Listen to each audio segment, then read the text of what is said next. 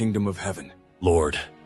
are only a few going to be saved? Make every effort to enter through the narrow door,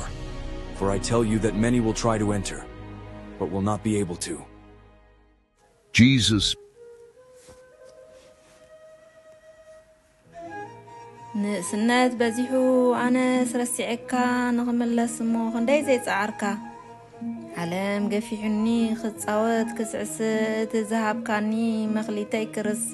እንታይ መወዳእታይ ፍጹም እየ ዝዝንግዕ ጭርጭር ዓበደ ክፃወት ምስ ነብሰይ ክበልዕ ክሰቲ ክሓስብ ንስጋይ ክገብሮ ዝግባእ ከይገበርኩ ባዕለይ ግዜ ኸይድ እንደሞ ከይሓሰብኩ ሰናይ መርዓዊ መጺኡ ስቀሪቡ ኣብ ገዛይ ደንበርበር እንዳበልኩ ስከይደ ምስቲ ህዝበይ ትሕዝቶ ዝሓዛ ደው ኢለን ኣንስቲ እተን ለባማት ሞ ቀሪበን ምስ ዘይቲ ኣነ ሞ ረሲዐ ኣነ ታድኽምቲ ተመሊሰ ኸይደ ክቕርብ ቲ ዘይቲ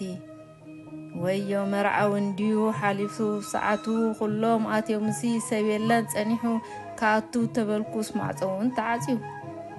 ዋየ ዋየ ኢለ ዘይመልሶ ኮይኑኒ እንታይ ክገብር ግዜ ሓሊፉኒ ዝገብሮ ሲነ ፍጹም ጨኒቑኒ ትእዋን ሓሊፉ ቀጢፉ መሲኒ ይሕዋተይ ንዳለው ከይመፀ እንኮሎ ኣፍታ ፍርዲ ሰዓት ኣውያትን ብኽያትን ምሕርቃ ማስናንን ጉሃን ከይንልሎ ብንስሃ ጸሪና ጻዕዳ ክዳን ጌርና ትሕትና ዝመልኦ ፍቅርውን ኣስፊና ተኸባቢርና ውን ልብና አንፂሕና መዓልቲ ፍርድና ከይኣኸለትና ትሕቲና ንበር መልሓስና ገሪዝና ካብ ሓሜት ንጠንቀቕ ወይ ውን ምምናይ ዜናትና ከይንሰርቕ ውን ከይቀትል የዳውና መዓልቲ ሰንበት ውን ነኽብራ ኸንቲ ዝግባአና እንበር ውን ብሓባር ትእዛዛት ሓሊና ክመጽእ እንኮሎ መታን ክወስደና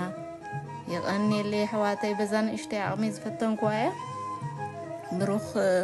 ቀዳመ ሰንበት ይግበረልና ይቐኒሊ